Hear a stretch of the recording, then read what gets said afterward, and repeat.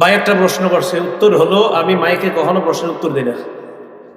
সুর দিয়ে বক্তব্য দেওয়া যাবে কি? মানুষ মারা গেলে মাইকিং কেন করা যাবে না? কোরআন ও সহিহ হাদিস হতে উত্তর চাই।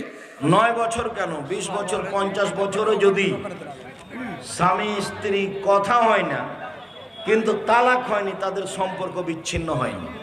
এরপরে প্রশ্ন হলো, আমি অত্র এলাকারই একজন নিবাসী, আমাদের এলাকার এক লোক, সে ধর্মে মুসলমান, সে মন্দিরে গিয়ে পূজা করে রীতিমতো, আবার নামাজও পড়ে। আমি এটার ব্যাখ্যা চাই এবং এতে আমাদের এলাকাবাসীর কি করণীয়? জামে মসজিদ ওয়াকফ হয় নাই, এই মসজিদে নামাজ পড়া বৈধ হবে কিনা দয়া করে জানাবেন।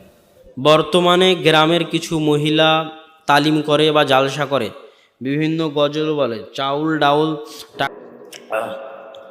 মাইকে কখনো প্রশ্নের উত্তর দেই না। এটা আমাদের এই ফিকহে হানাফি, এখানে মারকাজুল হানাফিতে এখানে লিখিতভাবে কথাগুলো জেনে নেবেন। মাইকে প্রশ্নের উত্তর আমি কখনোই নিই না। এটা এখানে যাবেন, এখান থেকে লিখিত উত্তরটা নিয়ে নেবেন।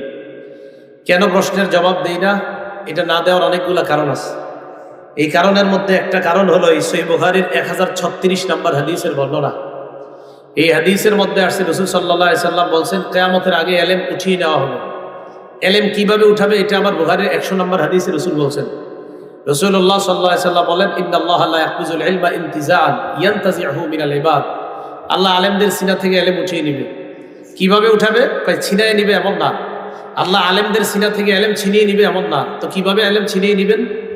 বলতেছে, ওয়ালাকিন ইয়াকবিজুল ইলমা বিকবজিল উলামা। আলেমদেরকে ছিনিয়ে নেওয়ার মাধ্যমে এলেম আল্লাহ ছিনিয়ে নেবেন। হাত্তা লাম ইবকি আলিমা, হাত্তা ইদা লাম ইবকি আলিমা, মানুষ আর আলেম খুঁজে পাবে না।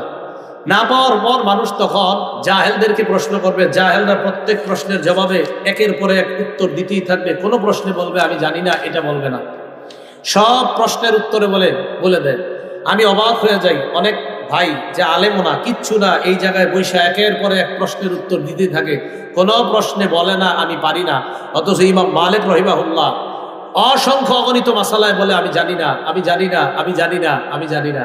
ভাইজান একটা প্রশ্ন করছেন, এই প্রশ্নের উত্তর হলো ফতুয়া বিভাগ থেকে মুফতি যারা আছেন তাদের কাছ থেকে জেনে নেবেন। সহিহ বুখারী নিয়ে এখন বলার মতো আমার সময় নাই। আর আল্লাহর রাসূল ভবিষ্যতে কেউ মাহফিলে কেউ দাঁড়ায় কখনো প্রশ্ন করবেন না। এই নীতিও আমি বন্ধ করবো ইনশাআল্লাহ। বাংলাদেশ থেকে অপেক্ষা করবেন। রাসূলুল্লাহ ফিকহি ফতুয়া বোর্ডের গুরুত্ব বাড়াতে হবে। ফতুয়া বোর্ডের ফতুয়া বোর্ডের গুরুত্ব বাড়াতে হবে। ও ভাইজান আরেকটা প্রশ্ন করছে যে ইমাম বুখারী রহমতুল্লাহি আলাই তারাবি অধ্যায় আনছে কি জানি এই হাদিসটা, এটা কি তারাবি অধ্যায় আনছে? শিওর আপনি? এই জন্য আমি চাইছি উত্তরটা না দিতে। আসলে তারাবি অধ্যায় আনে নাই, কইরা দেখেন তারাবি অধ্যায় না। তাই এই জন্য বলছি প্রশ্ন করে আপনি গিয়ে খুলে দেখেন, ওইটার নাম তারাবি অধ্যায় না। আমি ওভার কনফিডেন্স দিয়ে বলছি।